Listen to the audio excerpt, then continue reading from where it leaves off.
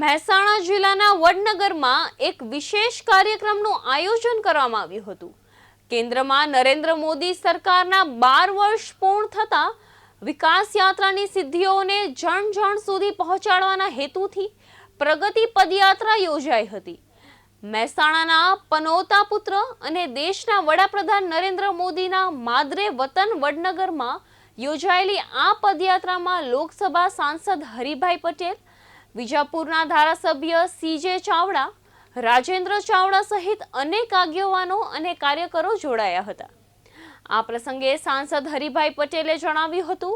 કે વડાપ્રધાન નરેન્દ્ર મોદીના નેતૃત્વમાં છેલ્લા 12 વર્ષ દરમિયાન વિકાસ અને જનકલ્યાણના અનેક કાર્યો થયા છે અને વિવિધ યોજનાઓના લાભ કરોડો નાગરિકો સુધી પહોંચે છે। મ્યુઝિયમની પણ મુલાકાત લીધી અને મ્યુઝિયમની અંદર અમે જે જોયું તો જે ઐતિહાસિક વારસો જે જાળવી રાખેલો છે તેથી અમે ખૂબ જ ખુશ થયા અને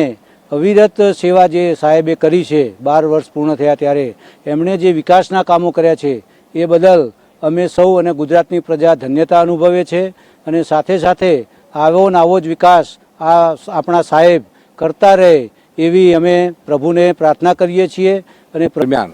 આ દેશનું સુશાસન વિકસિત ભારતની દિશામાં જ્યાં દેશમાં પ્રગતિ થઈ રહી છે અને એમના શાસનના આજે 12 વર્ષ પૂરા થયા છે। એક સળંગ ચૂંટાયેલા વડાપ્રધાન તરીકે એક રેકોર્ડ થયો છે અને 4399 દિવસ એમનું સળંગ શાસન ગૌરવ લઈ શકે એવું આ દેશની પ્રજાજનો અને આપણે સૌ ગૌરવ લઈ શકીએ એવું શાસન હોય ત્યારે એના ભાગરૂપે 5મી જૂનથી 21 જૂન 2026 સુધી આ ઉજવણી થઈ રહી છે અને એ ઉજવણીના ભાગરૂપે મહેસાણા જિલ્લામાં પ્રગતિ પથ એક વિકાસ યાત્રા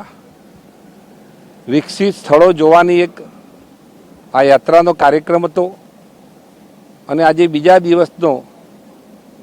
પ્રગતિ પથનો કાર્યક્રમ મહેસાણાથી શરૂ થઈને આપણા યશસ્વી વડાપ્રધાન શ્રી નરેન્દ્રભાઈ મોદી સાહેબના માદરે વતનમાં વડનગરમાં